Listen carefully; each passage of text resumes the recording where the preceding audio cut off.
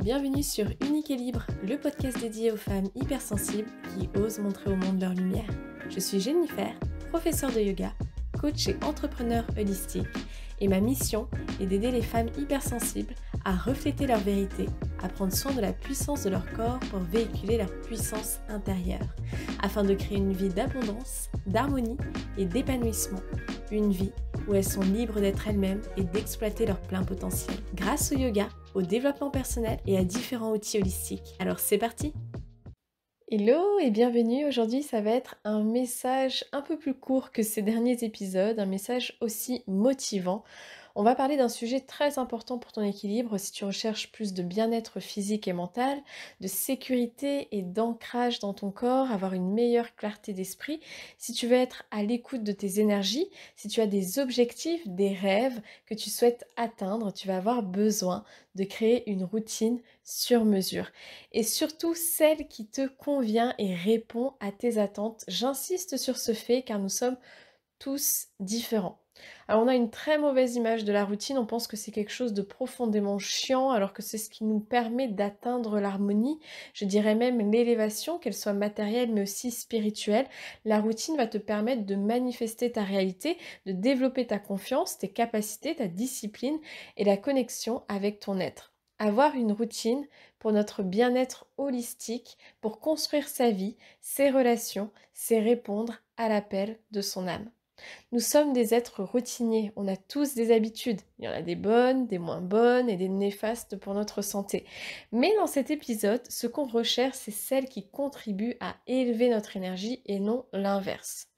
Personnellement, je suis quelqu'un qui a besoin de routine, de moments pour moi où je sais que là, je prends soin de toutes mes parts, je me fais passer en priorité. Ça joue énormément sur mon équilibre, sur mon hypersensibilité, sur ma santé, mais aussi le lien que j'ai avec les autres dans mes relations, dans mon travail. En fait, j'adore ça.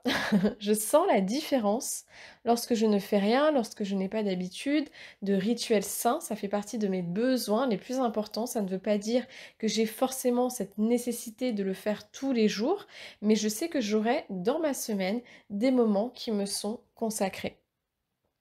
Là, je parle vraiment de quelque chose de personnel, quelque chose que tu vas en premier faire seul. Pourquoi seul? Parce que ça te permet déjà de ne pas attendre forcément des autres pour répondre à un besoin. C'est-à-dire qu'en fait, je prends mon pouvoir personnel d'agir pour contribuer à mon bien-être et je le fais par ma volonté. Et s'il y a des choses que j'ai envie de mettre en place et que je n'ai peut-être pas les compétences, alors je peux me faire aider, accompagner à apprendre une nouvelle activité, technique, pratique, etc. Par exemple, si j'ai identifié le besoin de créativité dans ma vie, en faisant une activité manuelle, parce que j'ai pu remarquer que ça me permet de calmer mon anxiété, de développer mon ancrage, ma concentration, mais aussi de laisser de la place à la joie, au rire peut-être, de reconnecter avec mon enfant intérieur. Et puis j'ai constaté que ça impacte ma manière d'interagir aussi avec le monde, je me sens plus sécure, plus confiante, plus présente, ça me fait du bien tout simplement. Il se passe quelque chose et je veux l'inclure dans ma vie. Je veux inclure ces moments précieux et pour ça, je devrais ensuite poser une intention qui est celle de passer à l'action. Et pour passer à l'action, je ne vais pas avoir besoin de tout chambouler dès le départ. Ok, donc ça, c'est vraiment pas possible. Si je fais ça, ça sera certainement et peut-être contre-productif. C'est-à-dire que ça va même me desservir pour au final ne plus prendre de plaisir et qu'est-ce qui se passe les trois quarts du temps, tu vas abandonner bien avant d'avoir goûté au résultat sur le long terme. Parce que c'est ça ce que ça va t'apporter la routine, un résultat sur du long terme. Même si tu peux en avoir des effets immédiats. C'est un engagement que tu prends encore une fois avec toi-même.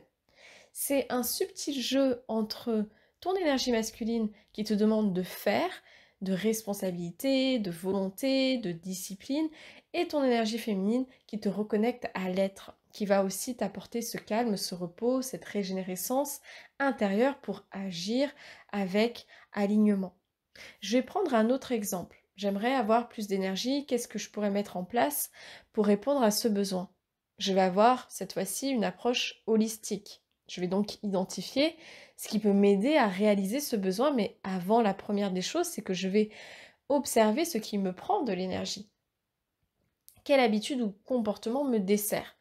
Et je peux commencer à identifier juste une seule chose. Par exemple, ça peut être que je mange de la junk food 5 fois par semaine.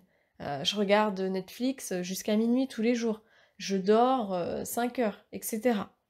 Et maintenant, je vais choisir une seule chose à changer. Une seule pour commencer, surtout si c'est difficile pour toi. Je vais peut-être poser l'intention de diminuer déjà ma consommation de junk food par exemple, de regarder Netflix que jusqu'à 22 heures, d'augmenter mon nombre de sommeil d'une heure. En gros, je fais un sorte de petit deal avec moi-même, quelque chose de plus ou moins facile. Bref, tu vois, vraiment petit à petit. Mais ce n'est pas obligé. Ça va dépendre de toi, de ton tempérament et de ton niveau de volonté, d'engagement et de motivation. Il y a bien des gens qui arrêtent de fumer du jour au lendemain. Il y a des gens qui ont décidé d'aller marcher tous les matins alors qu'ils n'avaient jamais enfilé une paire de chaussures de sport de leur vie. Je ne dis pas que c'est ce qu'il faut que tu fasses. On est tous différents. Parce que j'ai remarqué dans les personnes que j'accompagne, dans les cours, c'est qu'on a une certaine impatience, qu'on a le sentiment de ne pas faire assez et surtout de devoir tout faire tout de suite.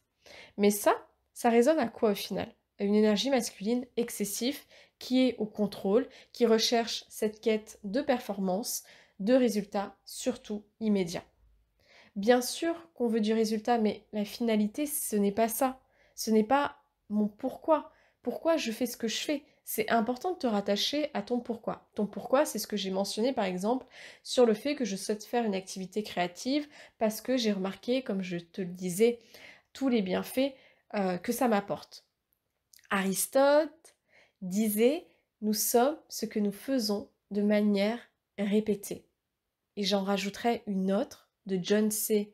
Maxwell, tu ne changeras jamais ta vie sans changer quelque chose quotidiennement. Le secret du résultat se trouve dans la routine de chaque jour. C'est toi qui cultives ton bien-être.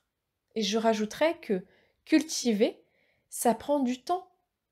Donc non seulement du temps dans le sens où forcément tu vas devoir modifier ton planning, revoir tes priorités, mais ce n'est qu'une question de priorité.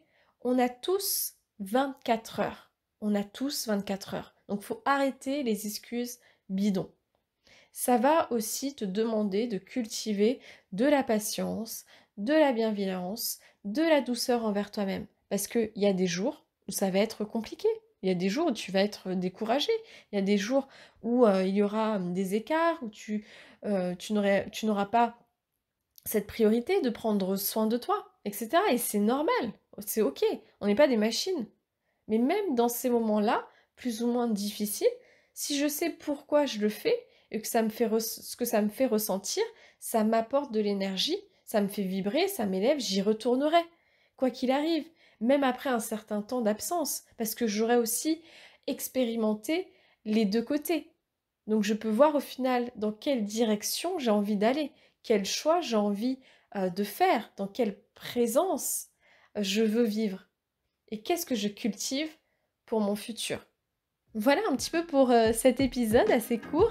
On en reparlera car je te consacre un épisode très lié à la routine.